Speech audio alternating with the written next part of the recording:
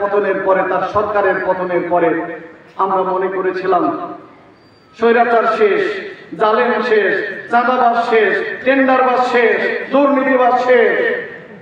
দেশের মানুষ এটাই প্রত্যাশা করেছে, আমরা তাই চাই।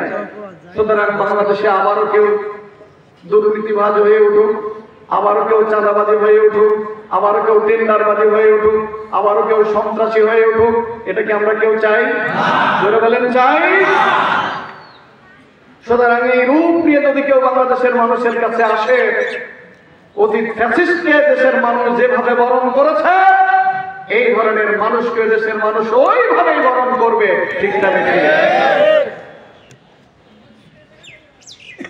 সম্মানিত ভাইরা, বাংলাদেশ জামাত ইসলামী একটি সংগঠনের নাম, একটি আন্দোলনের নাম, একটি রাজনৈতিক দলের নাম।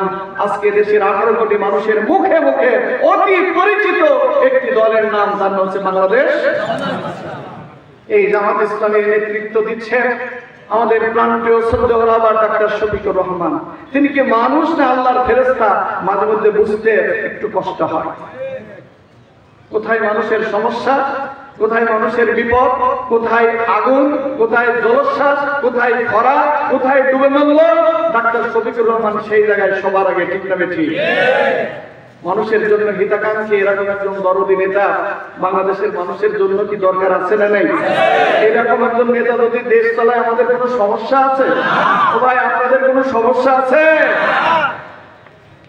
তাই তো দেশের মানুষ অনেক স্বপ্ন দেখে, অনেক কিছু ভাবে। মানুষ তো, মানুষের মন স্বপ্ন দেখতেই পারে, দেখাই উচিত।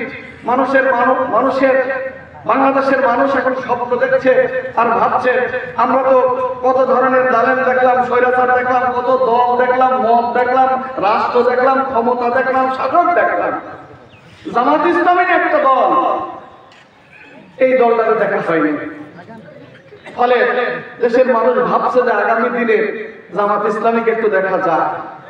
আমি কি ভুল বলছি না ঠিক বলছি? বলুন, ভুল বলছি না ঠিক বলছি? দেশের মানুষের পালস আমরা বুঝি, দেশের মানুষের সাথে থাকে বুঝতে পারি। দেশের মানুষ চায় এরকম দেশপ্রেমী, এরকম আমানতদার, এরকম নির্ভরযোগ্য, এরকম সৎ, দক্ষ, আল্লাহওয়ালা, মানুষের অধিকার ফিরিয়ে দেওয়ার মতো কিছু সৎ নেতৃত্ব বাংলাদেশ পরিচালনা করুক। এটি এদেশের মানুষের জন আকাঙ্ক্ষা। ঠিক কিনা? এই জায়গায় দাঁড়িয়ে আমার সম্মানিত এলাকাবাসীর উদ্দেশ্যে আমি দু একটি কথা বলতে চাই। বাংলাদেশ জামাত ইসলামী ক্ষমতায় আসলে একদিকে যেমন কিছু মানুষ চাচ্ছে মনে প্রাণে, অপরদিকে কিছু মানুষ জামাত ইসলামের বিরুদ্ধে অপপ্রচারের শেষ নেই। আরে টুপিওয়ালারা আমার দেশ চালাবে, টুপিওয়ালাদের কাজ হলো মসজিদের নামাজ, এদেরকে দেশ চালানোর কাজ। টুপিওয়ালাদেরকে রাজনীতি সাজে, এরকম কথা আছে না নাই? আরে বাদ দাও, 3টে সিট পাবে না, তার বড় বড় কথা বলে না? ও ভাই, 3টে সিট দেওয়ার মালিক আপনিও না, আমরা। 3টে সিট দেওয়ার মাহফিল গুলো জনগণ ভোটের মাধ্যমে। ঠিক না বেঠি? জনগণ 3টাও দিতে পারে, 230টাও দিতে পারে, পারে না? আমরা মনে করি জনগণকে জনগণের ভোটের অধিকার ফিরিয়ে দেওয়া হবে। জনগণ ভোট দিয়ে যাকে ইচ্ছা পছন্দ করে তাকেই দেশের নেতৃত্বে পাঠাক, তাতে আমাদের কোনো আপত্তি।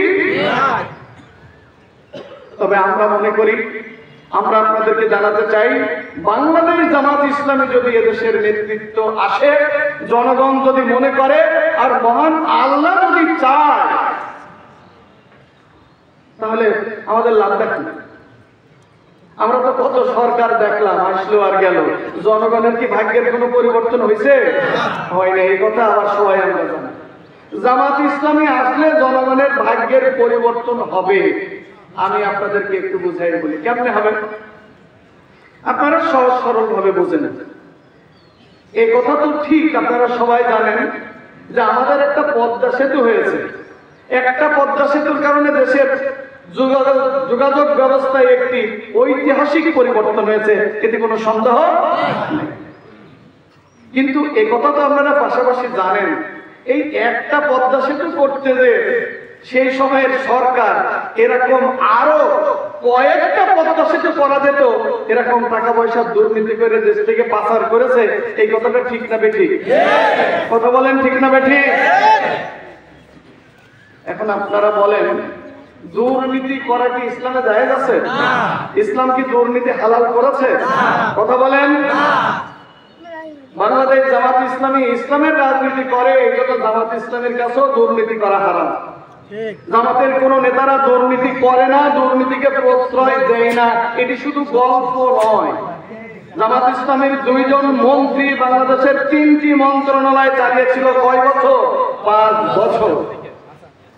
দুর্নীতির যখন মহা উৎসব চলছিল, তখনও জামাতের এই 2 মন্ত্রীর বিরুদ্ধে 2 টাকার দুর্নীতির অভিযোগ অতীতেও আনতে পারেনি কেউ, আজ পর্যন্ত কেউ তা আনতে পারেনি। তার মানে হলো জামাত দুর্নীতিতে বিশ্বাস করে না, ইসলামী দুর্নীতি হারাম ঘোষণা করা হয়েছে। জামাতের নেতারা দুর্নীতি না করে প্রমাণ করেছে জামাত দুর্নীতি করতে জানে না। আচ্ছা, এবার বলুন, এই যে পদ্মা সেতু পারপাস যে খরচ আর যে দুর্নীতি, যদি জামাত ইসলামের নেতৃত্বে একটি সরকার এই পদ্মা সেতু করত, আর আপনাদের বিশ্বাস, জনগণের বিশ্বাস এবং আমাদের বিশ্বাস দুর্নীতি হতো না, যদি দুর্নীতি না হতো, তাহলে যে টাকাটা দুর্নীতি করে বিদেশে পাঠানো হয়েছে, ওরকম আরো 3টা পদ্মা সেতু বাংলাদেশে হলে এর উপকার জনগণের হইতো না? হইতো না? আমার আপনার উপকার হইতো না? হইতো না? আপনারা কি বুঝে শুনেই বলছেন? আমাদের এই মাওয়ায় একটা সেতু দরকার না? দরকার না? আর ওই 1 টাকা দিয়েছে, এখানে আরেকটা, ওদিকে আগায় যায় আরেকটা করা যেত, ঠিক না বেঠি? জামাত ইসলামী ক্ষমতায় আসলে এরকম 1 পদ্মা সেতু দিয়ে একটাই হবে, প্রয়োজন যদি মনে করে 2টা করার 2টাই হবে, প্রয়োজন যদি মনে করে 3টে করার 3টাই হবে, 1টি পয়সা দুর্নীতি হবে না, এ নিশ্চয়তা আমরা দিতে পারি, ঠিক না বেঠি? এতে কি জনগণের লাভ হবে না ক্ষতি হবে? এরকম যদি 2-4টা পদ্মা সেতু বিভিন্ন নদীর উপরে হয়, যোগাযোগ ব্যবস্থার উন্নতি হবে না? হবে না? আমাদের দেশের রাস্তাঘাট সকালবেলায় কার্পেটিং করে আর বিকাল বেলায় ওঠা শুরু করে, ভাবতে এরকম, ঠিক না বেঠিক? আপনারা কি জানেন, এই বাংলাদেশের 1 কিলোমিটার রাস্তা নির্মাণে যে ব্যয়, পৃথিবীর যে কোনো উন্নত দেশের চাইতে অনেক বেশি ব্যয় হয় বাংলাদেশের 1 কিলোমিটার রাস্তা তৈরি করতে। ব্যয় হয় বেশি আর টেকসই সবচেয়ে কম। কারণটা কি জানেন? কারণটা কি? দুর্নীতি। দুর্নীতি। জোরে বলেন, কারণটা কি? দুর্নীতি।